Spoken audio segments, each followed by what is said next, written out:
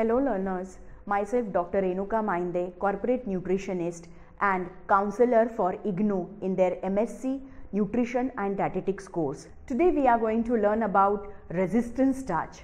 In this module, we'll be learning what is resistant starch, how to identify the calorific value of resistant starch. Module also explores the role of challenges in product development with resistant starch. Now let us understand, learners, what is resistant starch? Well, as the terminology suggests, resistant starch is that portion of starch that escapes the digestive enzyme in small intestine, which is resistant to digestion, passes through further colon.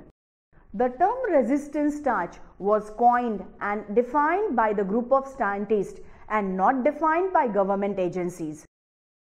Resistant starch is defined as total amount of starch and the products of starch that resist digestion in small intestine of healthy people.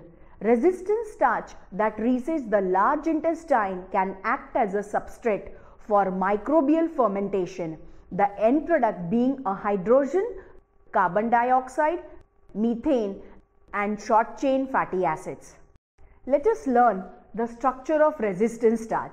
The resistance of starch to digestion is inclined by the nature of relationship between the starch polymer with higher amylose level in the starch being related with the slower digestibility rate. Retrograded starches states to a certain structure form of resistant starch. Let us now see retrogradation happens when the starch is cooked in the water beyond its gelatinization temperature and then cool. The starch granules gelatinize and the starch is subsequently more easily digested. In wide-ranging starches rich in amylose are naturally more resistant to digestion and also more susceptible to retrogradation. It occurs naturally in many cereal grains, fruits, vegetable, or it can also be formed during the processing of food. Resistant starch can increase the fiber intake without compromising taste, texture, and it can be incorporated into the diet. Let us now understand the different 4 types of resistant starch which is commonly found. They are labeled as RS1. This type of starch granules are physically enclosed within the cell walls of plants, hence not accessible for digestive enzymes. They are mostly found in seeds, legumes, unprocessed whole grains. The second type is called RS2, which resists digestion because of its crystalline structure. This structure is ungelatinized. This is found in uncooked raw potato, green banana, legumes like peas, beans, and cooking decreases the amount of RS2 resistant starch. Third type is RS3. This starch are formed during processing when the starch containing food are cooked and cooled. For the example, like extruded noodles, pasta, rice, potato. It resists digestion because after cooking, the starch molecules associate together again and form a compact structure. Generally, amylase retrogradation contributes more to RS3 content of the food.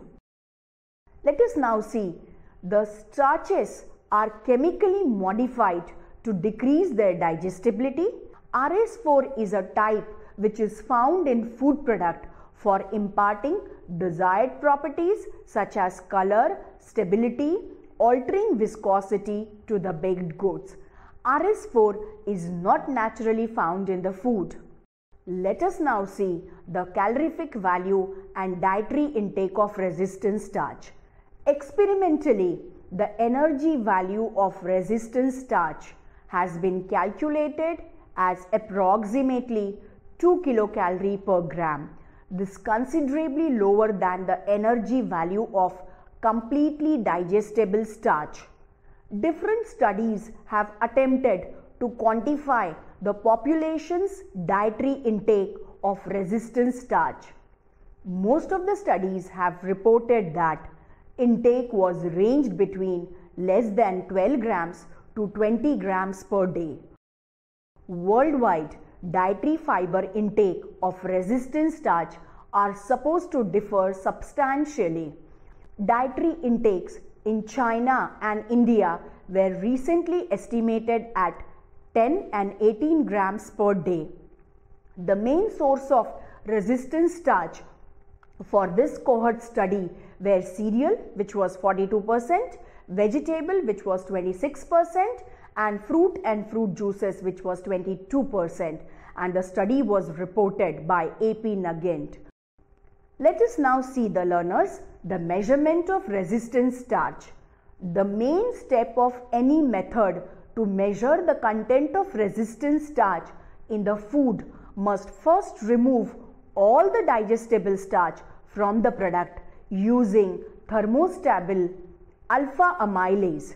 It is based on principle of enzymatic digestion and measures the portion of starch resistant to digestion at 37 degrees centigrade that are typically not quantified due to gelatinization as 100 degrees centigrade followed by digestion at 60 degrees centigrade.